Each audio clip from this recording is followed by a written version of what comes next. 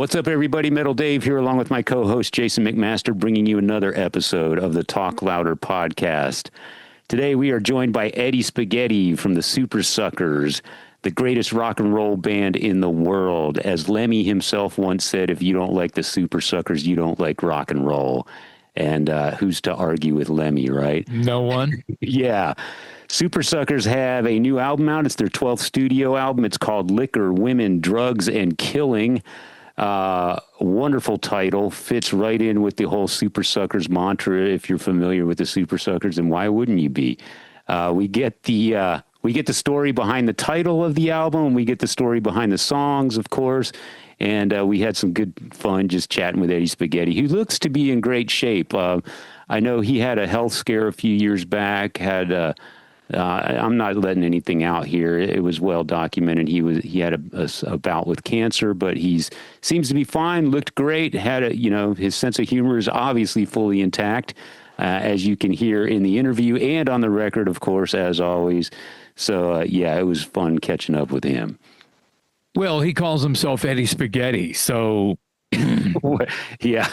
or he explained. I don't want to give it away, but he tells us the story about how that happened.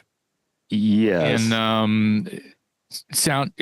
I was just going to say, when you say his real name and then you automatically go, oh, I'll just stick with Eddie Spaghetti because that's too many syllables. The only part I got was Edward. The rest of it, the third or whatever, Right. Yeah. I'll just stick with Eddie Spaghetti. So I think he's doing everything right. Yeah, absolutely. And they've been around since 88, so he's doing something right for sure. This is their 12th studio album. They've been road dogs for all those years and continue to be. 12th studio album called Liquor, Women, Drugs, and Killing. Always a great time catching up with Eddie Spaghetti today on the Talk Louder podcast.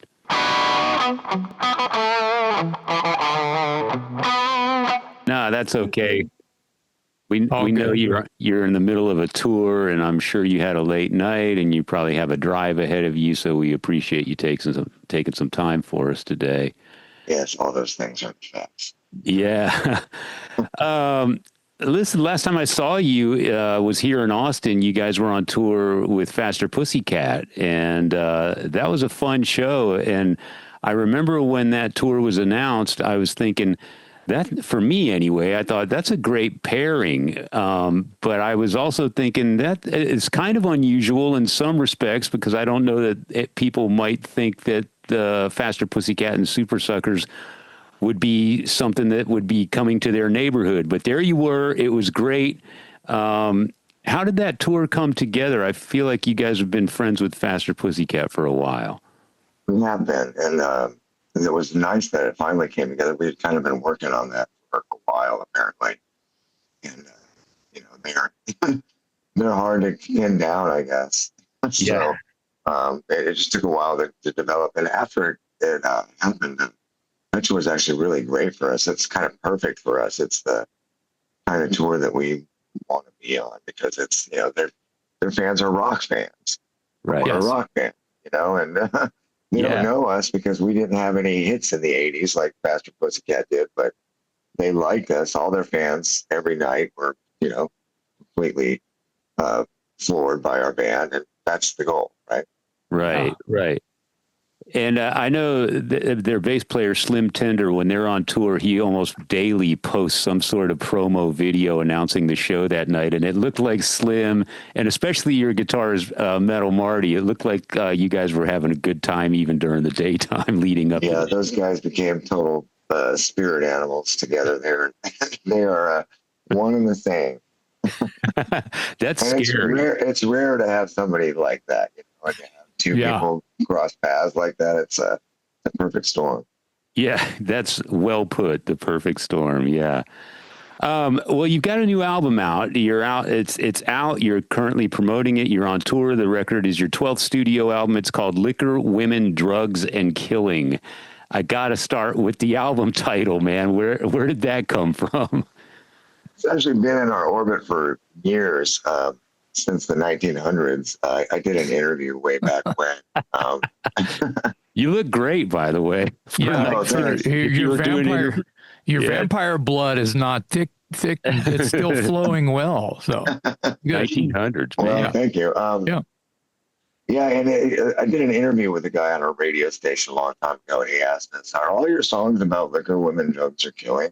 And I just said, "Yep." And we put that on a sample on one of our records. So it's been in our orbit forever. Nice. We just finally decided to use it. Well, I mean, the title alone guarantees it's going double platinum, right? I mean, yeah, I could see that at the top of the charts. Why wouldn't That's it be? right.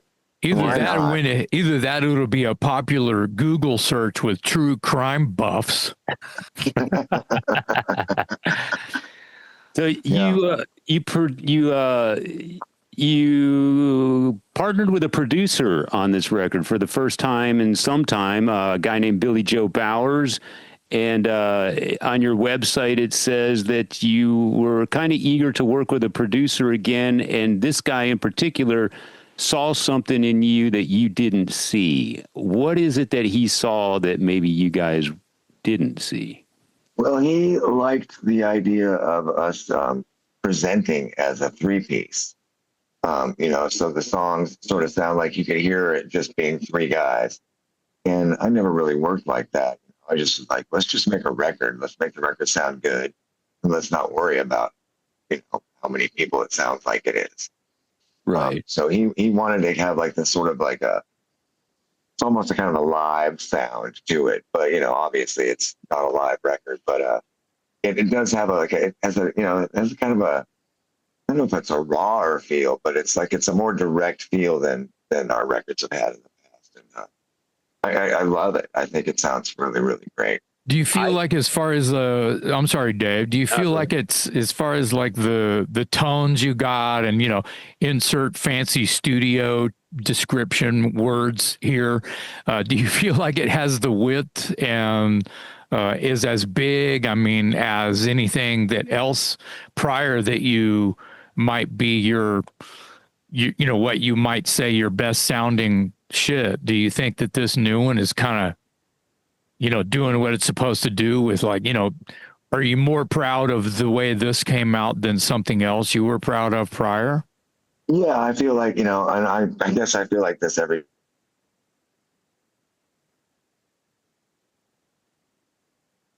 We lost. He froze. Froze up, Eddie. See if we get you back.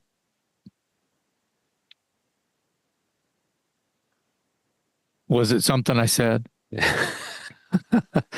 Way to go, Jason.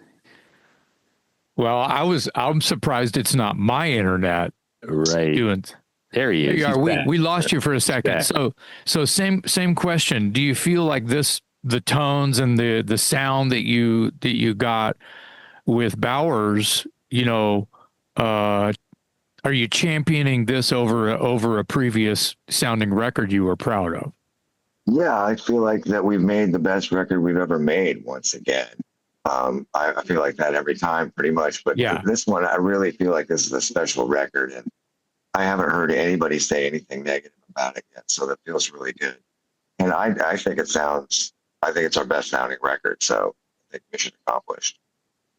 You were talking earlier about the idea that Bowers kind of saw something in the idea of you guys presenting kind of raw and maybe a little more stripped down. And Jason is fond of saying this, so I'm going to borrow his description. When I listen to the new record, it sounds like three guys sitting around a campfire jamming. He froze again. I guess he didn't like my description. Well, blame it on me again because you borrowed my, Yeah, right.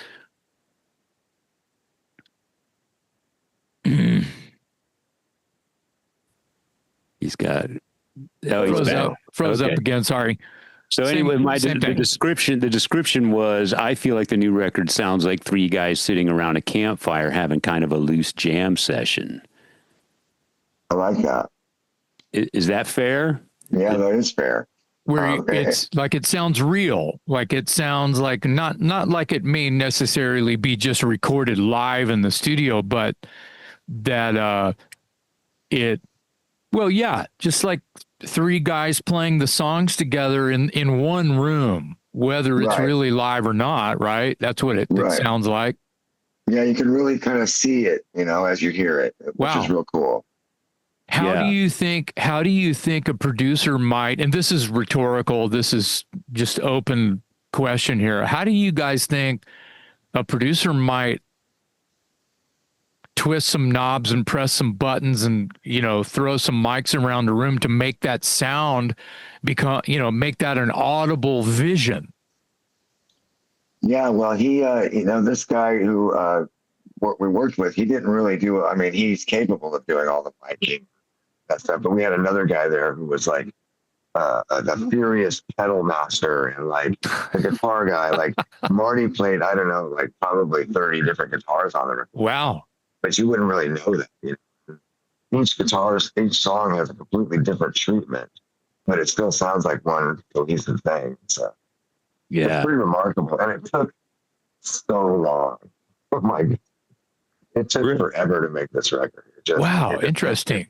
That is interesting because the fact that maybe collectively after the idea was presented to, we've described the sound that Bowers was going for, and then you giving us the devil in the details, right? It sounds like we just stepped back 10 feet to see the whole picture and go, oh shit, we're not just all up in it. It's not just in our face like it sounds like it is. To create that, actually, I need to tell you that, dude, it took a long time to get that to work, or maybe not to get it to work, but to create it the right way to where it was going to work the way we wanted it to. Exactly. Yeah. We had a few missteps, and we had one aborted a start, and just a whole bunch of little things were happening to us that weren't really involved in the creative process. But the creative process itself was time consuming. And, it was just, it was worth it. We never felt like we were going backwards. We always felt That's like there was progress was being made. So it wasn't like it was tedious or frustrating. It just took a while.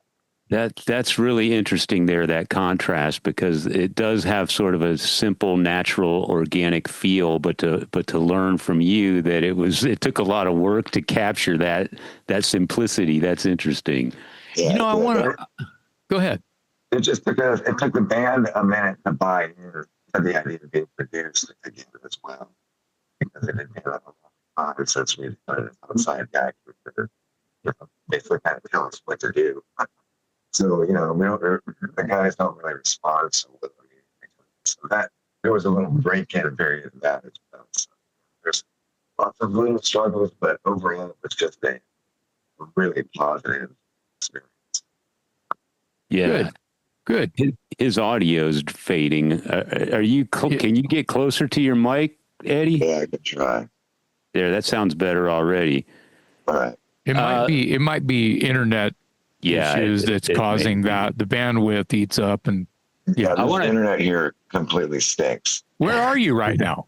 I am in San Jose. Okay. The technological capital of the world. And we can't. And he freezes when he says that. Jared, leave this shit in, because this is gold. Pure gold. And he's smiling. He looks pretty. He's smiling. He looks great. Yeah, it looks like he meant to do. If you're going to freeze, you want to freeze like Eddie Spaghetti. Look at that. That's right. Yeah. He's smiling. That is a portrait right there. Good mood. And he was being facetious. So, hey, you froze up with a beautiful smile when you're being facetious about technology. So we're going to leave that shit in there. It's the screen grab. Yes. Yeah. I wanted to talk a bit about some of the songs. Yeah, moving on. I have a few favorites. The one that jumps out at me right away is "I Don't Enunciate." So tell me about the inspiration behind that.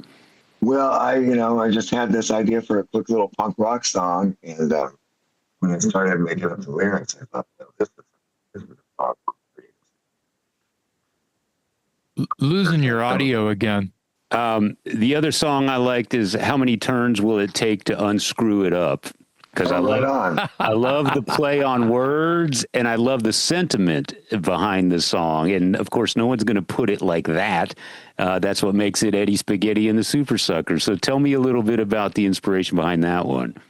Well, that song started out as so many different kinds of variations. It was like when I made it up, it was just basically a real sort of simple George Jones inspired country song.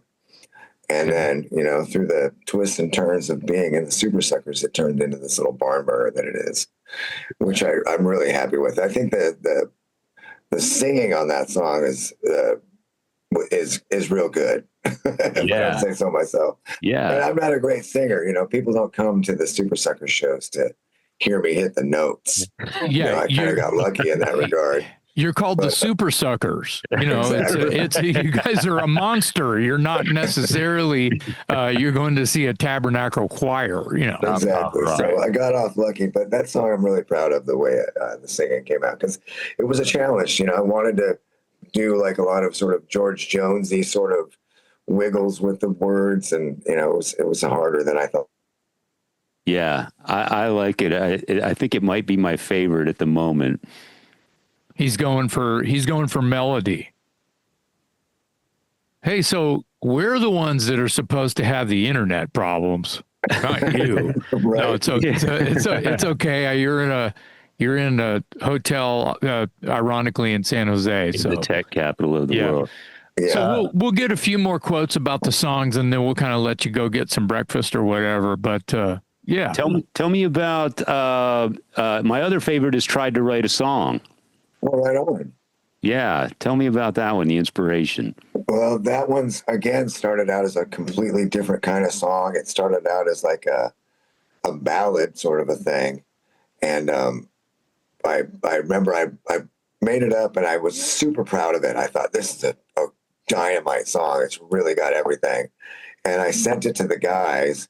This was a few years. This is like the first song I think I wrote for the new record, or that I had written for the new record, and I turned it to the guys, and I think the drummer, he said something like, "Hey, it's all right. I think it should end right before the bridge or something like." I'm like, "What?" It was just, so I didn't pursue it at all. Like, so you said it was taking a while. Your drummer wanted to cut it short, basically, and yeah. So I got disenchanted with it and just set it aside forever. And then it still kind of kept bothering me a little bit that the song was sitting there and nobody was going to do anything with it. I even tried recording it with this other band, the Franklin County Trucking Company that I have. So we have a version of that song with them as well. But this is by far the definitive best version that we've ever done. And finally it won everybody over. nice. what makes you want to? I'm sorry, Dave. No, go ahead. What do you think that it is? This is sort of generic sounding. What do you think it is about a band, or fuck it, let's make it about what you guys think, or what you think makes you want to, if it starts as a ballad or something completely different, by the time the Supersuckers as a whole get a hold of it and you record it, it turns into a barn burner or just something completely different. What makes the state, what creates those stages and decisions? Are you going by things like your drummer said, "Oh, I think it should end right here," and then you leave it alone? By the time it comes back, you're going to give it a full new treatment. How is that? It sounds like it's part of your process It of is. how songs work for Supersuckers, right? Yeah. Yeah. It's a band is not a democratic operation, but as much as you try to make it be fair for everybody. So these songs sort of grow under that sort of guise of like, you just want everybody to enjoy or see the things in the song that you see. So, and sometimes that takes some, adjusting and some bending, some tempo changes, some few chord adjustments. It's just little things need to be tweaked here and there in order to get everybody on board. And because, a song is so much better when all three of the guys are feeling it. Yeah. Yes. Yeah, I like that there's a twist in your process, and I think that happens a lot. But in your case, the twist almost takes it in a completely different direction. A lot of times, the twist is adding a little flavor here, a little flavor there, but not necessarily changing the sonics of the song necessarily. And in the Supersuckers case, it sounds like sometimes you could start off with a barn burner and it turns into an acoustic hoedown, or vice versa. Yeah, it sounds like we were just commenting on your last thing you said there about how not always going to be democratic, but by the time you get it in the studio and then hopefully on stage played live, that the camaraderie makes it sound like it was created as a group and didn't really go through all the hurdling and shit. Exactly, and we're pretty fortunate the way we operate. We have a pretty simple sort of vibe, and so it's nice that we're able to create that illusion of these guys just make this stuff up all by themselves in this organic little operation. It's amazing. Yeah, well, some people also think that cowpunk and hard rock and bluesy rock and just throwing everything in a blend. Bands like we all like, that everybody kind of likes, that maybe Supersuckers have half the influences of what I'm talking about, between punk and old country and AC/DC and Motorhead. By the time it's all in a blender and it goes into a fan's ears, my ears, Dave's ears, it sounds like you guys wrote and recorded the record in 3 days, like Motorhead did the Bomber album or something. Right. And your first song was years ago, and then it was like the redheaded stepchild, and it came back like a bad penny, and it figured itself out by the time we are here today. So it's interesting when you hear the record. It sounds like you guys, like I said, went in and right. It sounds very intentional. Cheap, dirty, and fast. Yeah. And that was the goal all along. So mission accomplished. We don't want you to hear the work. Right, exactly. Right. We don't need to know how you made the sausage. Exactly. Yeah, cheap, dirty, and fast. It sounds like it's right up my alley, but no one wants to hear about your job. Right. No one wants to hear about your struggle. The school, school you had to the classes you had to take to do this shit. Right. Yeah. Nobody wants to hear about the boring stuff, that all the preparation that goes into it, the thousands of hours of listening to other music and studying, and that's just stuff you do at the edge of your bed on your own time. Yeah, right. which is a lyric from one of your songs. Mm-hmm. Edgy sat on the edge of my bed. So I wanted to go back to one of my earlier questions, because your answer got kind of garbled due to the technology. The song "I Don't Enunciate." Tell us again what inspired that, because the humor is the Supersuckers humor is all over that. Well, I just had this idea for a song that was like you didn't understand what you were saying until you get to the chorus, and when I started making up the words, I'm like, this is really a song from Marty to sing.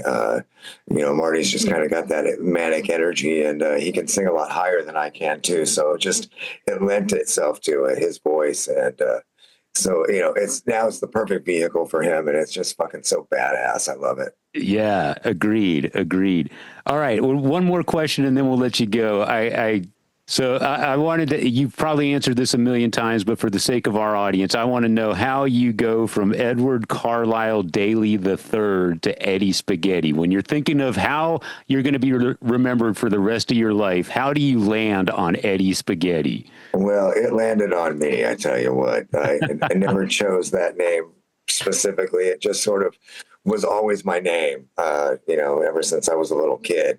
So when I was got into punk rock, I just started being Eddie Spaghetti, just because, it was irreverent and silly. And now, I have all these regrets about all the things I called myself. Eddie Spaghetti, the Supersuckers, all the names I've chosen are goofy and no one's going to take me seriously. No one wants to really believe a guy named Eddie Spaghetti could be any good at what he does, so I shot myself in the foot. I love the honesty. I love it. All right, Eddie, we're going to let you go because I know you're busy and you were kind enough to squeeze us in, and we're having some issues anyway. So we thank you for your time. On behalf of my co-host, Jason McMaster, I'm Metal Dave, along with our special guest today, Eddie Spaghetti of the Supersuckers on the Talk Louder podcast. Right on. Thanks, guys.